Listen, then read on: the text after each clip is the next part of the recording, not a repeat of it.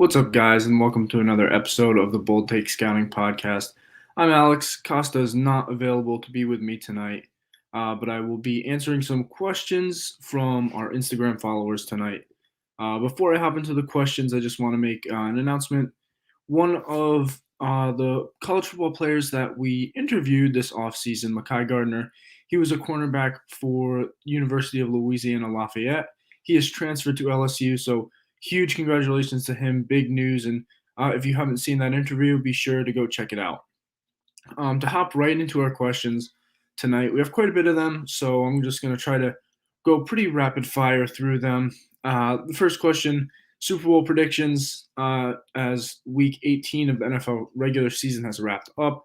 I'm going to go with Titans Packers, and my reasoning for that, I think the Titans, they had a very impressive regular season, getting the number one seed in the AFC. I think that number one seed is huge with that bye, and I think Derrick Henry will be fresh. I think A.J. Brown is ready to go, and maybe Julio Jones will also be ready to go. So I think between Derrick Henry, fresh legs, A.J. Brown as well, I think the Titans can do a lot of damage in the AFC playoffs, and I think they might be the most healthy team, and they have home field advantage. So I think that is huge. And then the Packers, I think the Packers have been the best team in the NFL for at least the past, I don't know, 6 weeks or more. I think they have the best quarterback in the NFL right now in Aaron Rodgers. I think they have one of the best wide receivers in Devontae Adams. Their defense has really stepped it up this season. So I think the Packers, again, another team with home field advantage throughout the playoffs and a bye. I think they are one of the most dangerous teams in the NFL right now. So Packers Titans is my Super Bowl prediction, and my winning pick for that will be the Packers. I think Aaron Rodgers is going to get his second Super Bowl. I just think the Packers are the best team in the NFL right now. Now moving to a question about the best NFL head coaching candidates. And we have a few questions about potential NFL head coaches and teams, coaches, all that. We'll get into them. So I'm going to start off listing out some of our best head coaching candidates. I had 5 come to mind as the best head coaching candidates right now. So I'm going to start off with Jim Caldwell. On my reasoning for that, he's experienced. I talked about this, I think it was last week's podcast episode about Jim Caldwell. He was a successful coach with the Lions. He made the playoffs, I think, once or twice. He's been the best coach the Lions have had over the past at least 20 years. He has Super Bowl experience, bringing the Colts to a Super Bowl. That would be the one they lost to the Saints. But, I mean, very experienced head coach, has playoff experience. He has been successful with 2 teams, bringing 2 teams to the playoffs, the Colts and the Lions. So I think maybe a team looking for an experienced offensive-minded head coach, I think Jim Caldwell would be a good pick for them. I think maybe a team like the Jaguars would benefit from a guy like Jim Caldwell. Moving on now to a head coach that the former head coach that just got fired yesterday. That was a shock. And I'm going with Brian Flores. I think, first of all, I think there was no reason at all for Brian Flores to be fired. I don't understand, honestly, why he was fired from the Dolphins. He had 2 winning seasons. He swept the Patriots this year. He split with the Patriots last year. So over the past 4 games, Dolphins versus Patriots, he's 3-1. So extremely impressive from Brian Flores. And I was just really confused as to why they fired him. Like I said, he has had 2 straight winning seasons. I know they haven't made the playoffs, but they were 10-6 last year, and 10-6 in almost any year should get you in the playoffs. And then 8-9 this year, disappointing start, going 7-1. Going 1-7, but then they won 7 straight, and they ended up losing to the Titans. But then they beat the Patriots in Week 18, and the Dolphins had nothing to play for. The Patriots, still had a chance to win the AFC East. So to me, that was a very impressive Week 18 win from the Dolphins, and just honestly shocked that Brian Flores was fired. So I think he's another one of the best head coaching candidates and we'll get into a little bit more about Brian Flores a little bit later. A few other names that came to mind: Kellen Moore and Matt Eberflus.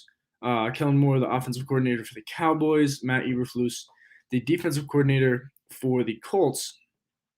Both young and inexperienced because they haven't been a head coach before, but they've been hot names on the NFL head coaching circles for, I'd say, probably last year and this year now. Kellen Moore has done a really good job, in my opinion, with that Cowboys offense, and Matt Eberflus with that Colts defense as well. So some younger guys, one offense, one defense. And then the fifth guy that came to mind is Doug Peterson. And I think some people are kind of split on, is Doug Peterson a good candidate for a head coach or not?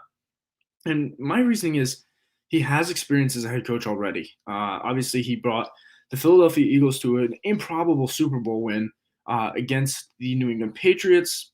And he ended up winning. So for the opportunity to bring in a head coach that has won a Super Bowl with a backup quarterback, they went through a ton that season in Philadelphia, and I know last season didn't end in Philadelphia as anyone would hope. Obviously, he got fired. They had the issue with maybe they were tanking, whatever they did the last game, and the situation kind of got bad, and it was time for the Philadelphia Eagles to move on.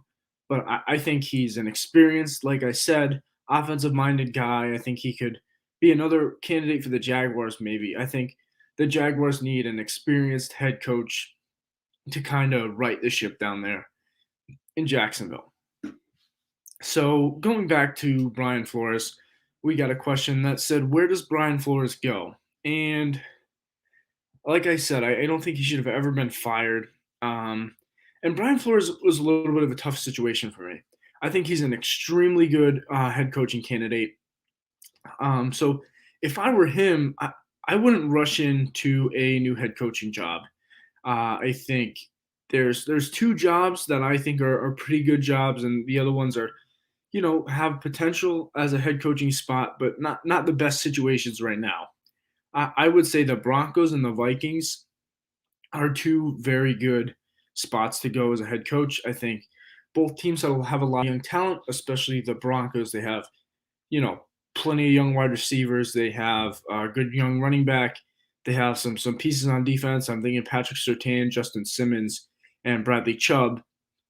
They just don't have that quarterback, and I think, it's an enticing opportunity for a head coaching candidate like Brian Flores to go. But I think that the Broncos will be looking for an offensive head coach.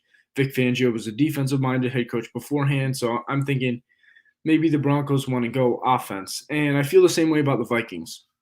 I think they have a lot of good young talent as well. Obviously, they have Kirk Cousins at quarterback, but he's only on there for one more year. They can move on from Kirk after the 2022 season if they want to. And then they have Justin Jefferson, Dalvin Cook, and I think, some pieces on offense, a decent offensive line as well.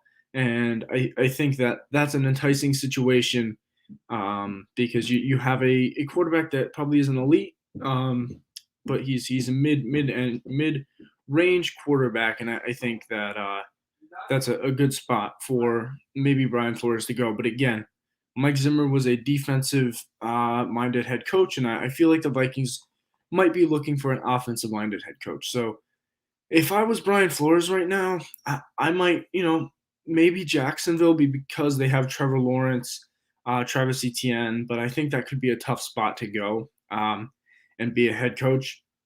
So I would not be surprised to see Brian Flores go as a defensive coordinator for one season.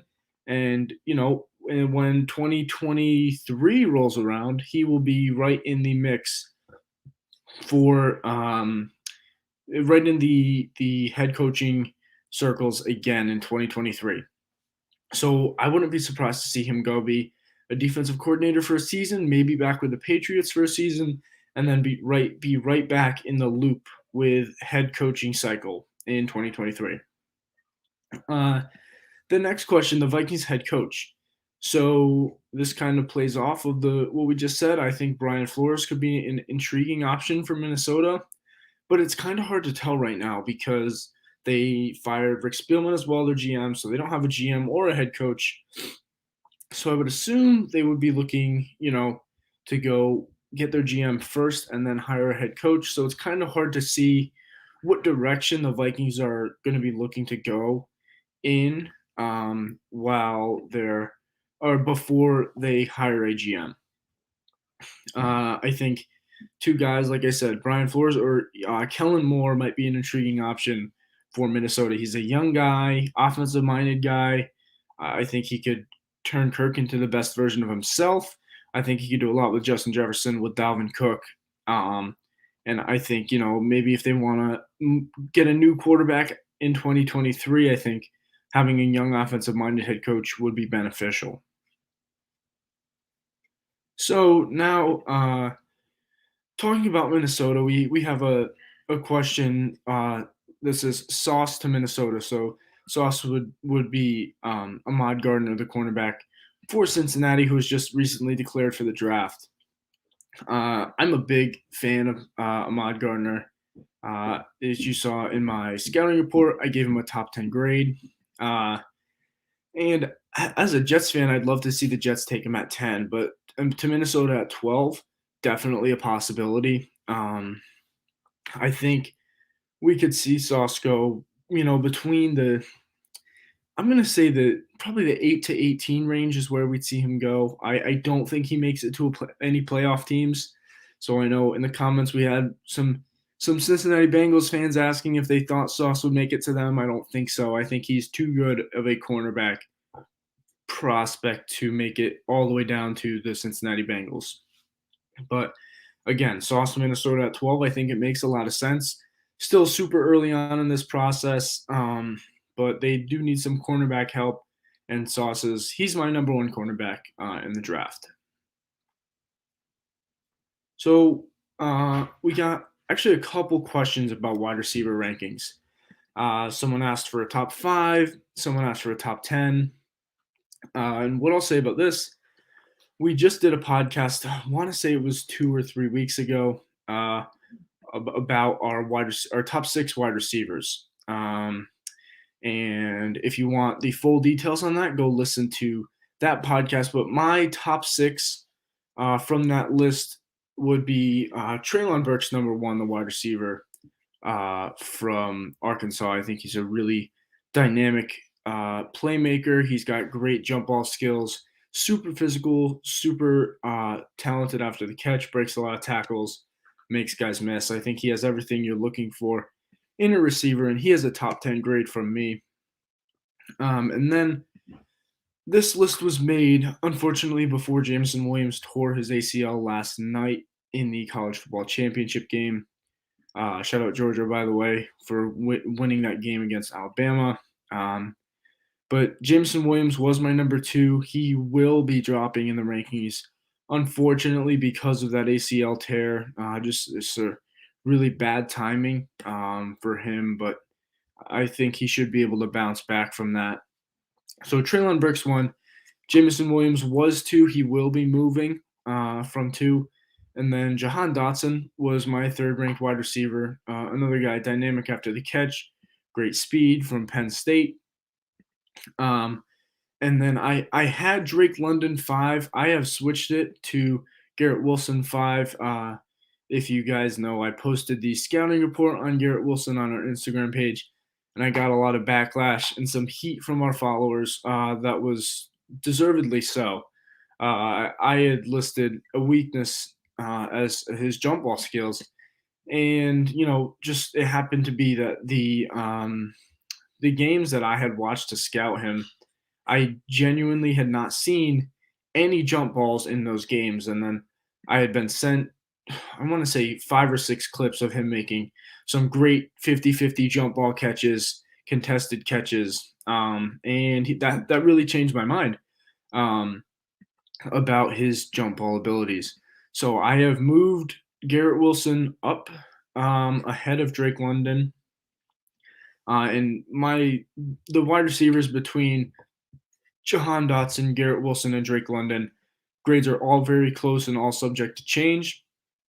Um, and then at 6, I have Chris Olave. I think he's a dynamic threat, but he's another guy that struggles with contested catches. He struggles after the catch, breaking some tackles, and he doesn't have any deep burner speed. He's not a big guy either. So again, to recap, my top 6 wide receivers: Treylon Burks 1, Jameson Williams 2, but again, he's going to be moved. We just found out about the ACL tear officially uh, 30 minutes ago. So Treylon Burks 1, Jameson Williams, he's going to be moved, but he's 2 right now. Jahan Dotson 3, Garrett Wilson 4, Drake London 5, Chris Olave 6. And I haven't scouted any of the other wide receivers in depth enough to put them um, on my rankings so far. But obviously, stay tuned later or closer to the draft. We will have our full all positional rankings and our full big boards up, a week before the draft when those are finalized. So the next question we got: where will Deshaun Watson be traded to, and could he return to Houston if Brian Flores is hired? So again, I addressed this earlier. I don't think Flores goes to Houston. I just don't think they're a good enough situation for him to want to go. And as of now, Houston has not fired David Culley, so Houston doesn't have a head coach opening yet. However, if in theory Houston fired David Culley and hired Brian Flores, um, I think that would give Houston the best chance at bringing Deshaun Watson back. But honestly, I don't think the Texans want Deshaun Watson back. From everything I've heard, from everything I've read, it seems like they're ready to move on, part ways with Deshaun Watson. They've announced that their deadline to trade Deshaun Watson is before the league year, so I want to say March 16th, I think is when the new league year starts. So we should, within the next 2 months, we should see where Deshaun Watson will end up. But then goes back to the question of where will Deshaun Watson be traded? So I think the Broncos are actually a really good spot for Deshaun Watson. And here's why. I think they have a lot of young talent. They're going to have a new head coach coming in that has um, no connections with Drew Lock or with Teddy Bridgewater. Their GM, George Patton, he's heading into his second year as GM. He did not draft Drew Lock. So I think the Broncos are bound to bring in a quarterback, whether it's through the draft or free agency, a trade, maybe Aaron Rodgers, Russell Wilson.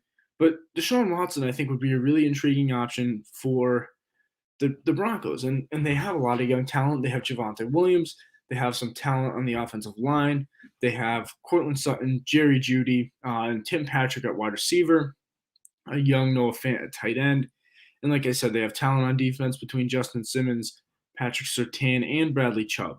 So I think they're a ton of talent all around. They have a top 10 pick that could be traded for Deshaun Watson as well. Obviously, they'll need more than one first-round pick, but I think Deshaun Watson could be traded to the Broncos. And then, obviously, I'd say a team like the Giants, I don't think he would go to New York, but that's a team that could end up trading for him that's probably in need of quarterback. So off the top of my head, I'd probably say the Broncos are the best fit for Deshaun Watson.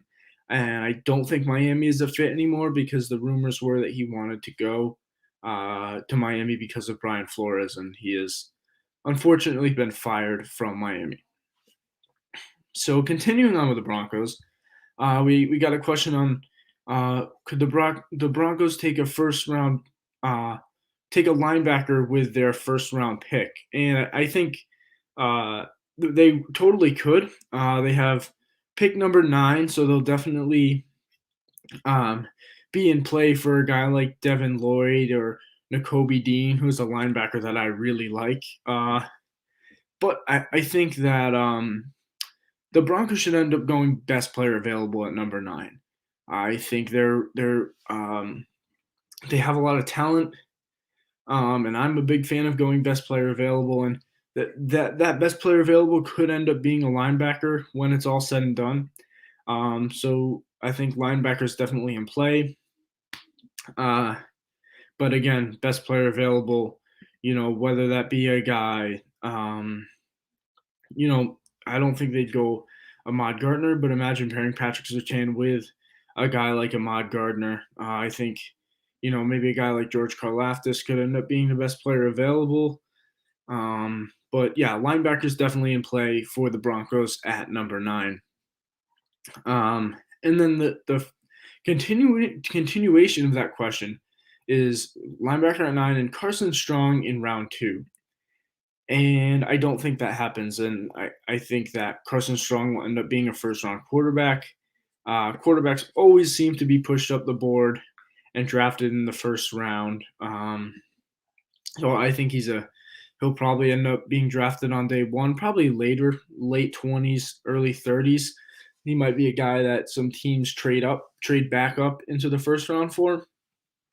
And I think if the Broncos don't end up getting Deshaun Watson, they don't end up getting Aaron Rodgers or Russell Wilson, I think that they probably should be taking a quarterback at 9. And, they can end up taking a guy like Kenny Pickett or maybe Matt Corral at number 9. Moving on to the Jaguars, we have a question saying, do you think the Jaguars will go offensive line? And I'm assuming they mean with the number 1 overall pick. And honestly, who knows what the Jaguars are going to do with that first overall pick. I'm a big fan of Kayvon Thibodeau. I think he's a really good pass rusher. He's the best player on my board. So, obviously, like I said before, I like going BPA. So if I was the Jaguars GM, Thibodeau would be the pick. However, we don't know what the Jaguars are going to end up doing. Evan Neal is a very, very good offensive tackle prospect, and protecting Lawrence is definitely going to be a priority of the Jaguars. So I would not be surprised to see them take, or I wouldn't be shocked if Evan Neal does, end up going first overall. Wrapping up with the last few questions now. I have a question that says, do you think the Giants will go QB, or should the Giants give Daniel Jones one last shot? And the short answer is yes, I think the Giants will end up drafting a quarterback. And we just found out probably about half an hour ago that Joe Judge was fired, and I think that's what the Giants needed to do. They fired their GM, and it was reported at first that they were going to hire, or they were going to stick with Joe Judge, and I think that was not the right decision. I think they need to fire their GM, fire Joe Judge, clean house, start with a new GM, new head coach, and let that GM pick his head coach and pick his quarterback. I think Daniel Jones, I think we've all seen who Daniel Jones is and what he can do. And I just don't think he's a franchise quarterback. So I think it's time. New GM, new head coach, new quarterback. And I think the Giants could end up being the team that takes a quarterback first in the draft. And I'm thinking a guy like Matt Corral or Kenny Pickett. And speaking of Kenny Pickett, we have a question. Is Kenny Pickett QB1? And my answer to that will be next week. We have our quarterback podcast where we're going to reveal our rankings of the top quarterbacks. So unfortunately, I don't want to answer that question this episode. You'll have to tune in next week because I don't want to spoil that whole episode. And the interesting part about that episode is I don't know Costa's QB1. He doesn't know my QB1. So it'll be interesting to see. We'll be finding out each other's QB1s live on air. So I don't want to spoil that for you guys, and I don't want to spoil that for him. So I will say that I was pleasantly surprised with Kenny Pickett. He, going in, I went in with an open mind, and he was better than I was expecting when I watched this film. So you can take that however you want. It's definitely not a quarterback year with guys like Trevor Lawrence or Zach Wilson. Definitely not on that level. But I thought there's some good quarterbacks in this draft, and I'll leave it at that and let you guys, take that as you want for the next week. And then, you'll have to come back next week to hear who my QB1 is and if Kenny Pickett is my QB1, and you'll have to hear who Costa's QB1 is next week as well. Last few questions. Talking some offensive line, we have a question that says, can Kenyan Green play center? And to me, that's a tough question. He's a very good guard. He definitely has the athleticism to play center, the strength to play center, and he's shown versatility along the offensive line before. He's lined up at tackle and at guard. But the issue with playing center, or the struggle with playing center, is that snapping hand. It seems to be, to me at least, that some guys struggle getting that snapping hand up quick enough to block. And it's definitely hard to block as a center, especially if you have a nose head on you, because obviously you have one hand snapping the ball and you're only able to get one hand up to block. So to truly answer that question, I would need to see him attempt to play center. I think he's a really good interior offensive line prospect, so I'm sure he could play center if he needed to. But again, I don't want to answer that question explicitly because I don't know how he'll handle snapping the ball and being able to block, or having to block with one hand for, half a second. And then the last question, it just said Austin Deculis. I hope I'm pronouncing that right. He's an offensive tackle for LSU, and he was a fifth-year senior that has the record at LSU for most games played at LSU, so with 60. So extremely impressive from him. I think he's a mid-round tackle prospect guy. But again, that 60 games played record at LSU is extremely impressive and definitely something to hang your hat on. So that wraps up our pretty rapid fire question and answer podcast. We had a ton of questions come in. A few of them were combined, so I appreciate everyone sending in questions. Hopefully we answered them as you wanted. But again, I appreciate all the questions coming in. And that wraps up this week's episode of the podcast. Be sure to tune in next week for our quarterback reveal. We're going to talk everything about the top quarterbacks in the draft, reveal our rankings. So that will be a lot of fun. So again, be sure to tune in next week. Thanks everyone for listening. Thanks everyone for watching. We'll be back next week with that QB episode.